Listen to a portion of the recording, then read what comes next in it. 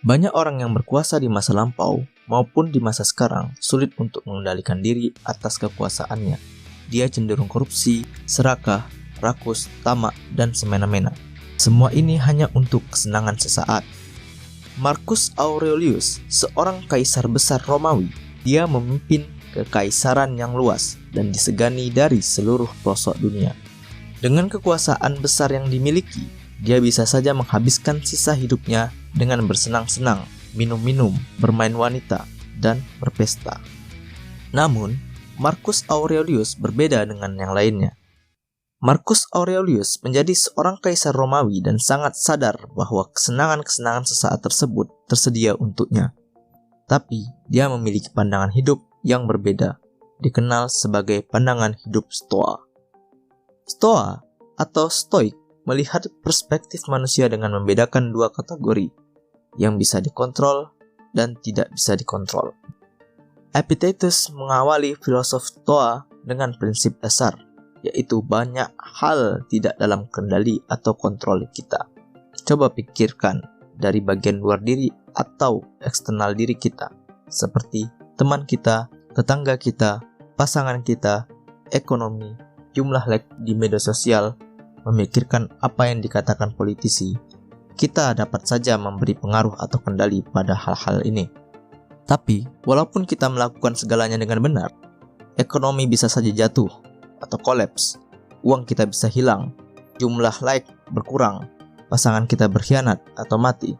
Politik itu dinamis dan dapat berubah-ubah. Pada akhirnya, tidak ada yang bisa kita lakukan untuk lari dari kemalangan. Terdengar seperti suram dan pesimis, tapi jangan khawatir.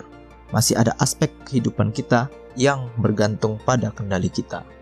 Menurut Epictetus, aspek ini adalah bagaimana cara pandangan kita, sikap tindakan kita sendiri, atau dengan kata lain, posisi yang kita ambil terhadap apa yang terjadi di dunia sekitar kita.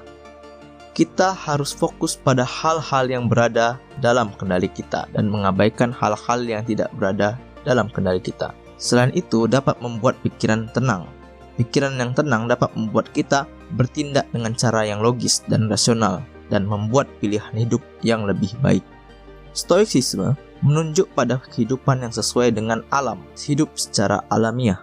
Alam mengacu pada keseluruhan yang lebih besar, dan sebagai manusia kita memenuhi peran di dalamnya. Dari potensi peran alami bawaan kita harus bertindak demi kebaikan bersama. Kita seharusnya tidak bertindak melawan hal-hal yang alami, tapi menerimanya.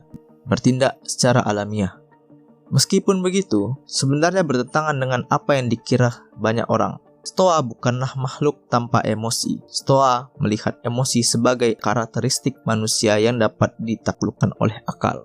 Karena bukan emosi itu sendiri yang menentukan suasana hati kita, melainkan posisi atau sikap yang kita ambil terhadap emosi tersebut. Cara berpikir dan bersikap tidak hanya membuat kita lebih sadar akan emosi kita, tapi kita juga dapat melihatnya sebagai sensasi yang datang dan pergi seperti gelombang atau ombak lautan. Dengan cara ini, kita tidak akan kewalahan atau terbebani olehnya, karena kita mengabaikan atau bersikap acuh terhadap rintangan dan segala gangguan. Stoa modern memfokuskan diri pada sejumlah latihan untuk mencapai kedamaian batin, seperti visualisasi negatif. Marcus Aurelius setiap hari dihadapkan pada berbagai macam orang yang tidak terlalu baik untuk dihadapi. Dengan memulai hari dengan visualisasi negatif, dia secara mental mempersiapkan dirinya untuk menghadapi tegangan-tegangan atau konfrontasi ini. Dia mengatakan pada dirinya sendiri, "Hari ini, saya akan bertemu dengan gangguan, rasa tidak tahu terima kasih, kekurang ajaran, ketidaksetiaan, niat buruk, keegoisan. Semuanya karena ketidaktahuan pelaku tentang apa yang baik atau yang jahat." Seorang stoik juga mengingatkan pada dirinya bahwa hidup ini sementara, yang disebut dengan memento mori, atau ingat bahwa kita akan mati. Jadi kita tidak akan membuang waktu untuk hal-hal yang sepele. Adapun latihan lain, apa yang disebut dengan pemandangan dari atas, yang membuat kita melihat diri kita sendiri dari sudut pandang kosmik, sehingga kita menyadari betapa kecil dan tidak pentingnya kita dibandingkan dengan luasnya alam semesta. Ketidakpedulian itu adalah sebuah kekuatan. Kaum Stoa tahu betul bahwa hidup itu singkat, dan itulah mengapa pentingnya untuk mengarahkan energi hidup kita pada hal-hal yang penting dan meninggalkan hal-hal yang tidak penting. Apalagi di zaman sekarang, stoicisme bisa menjadi suatu alat yang berharga untuk memberikan panduan atau cara hidup kita agar kita tidak tenggelam dalam lautan rangsangan dan gangguan, di mana banyak gangguan dari kehidupan kita, dari lingkungan kita, pertemanan, bahkan ada di tangan kita, itu adalah media sosial.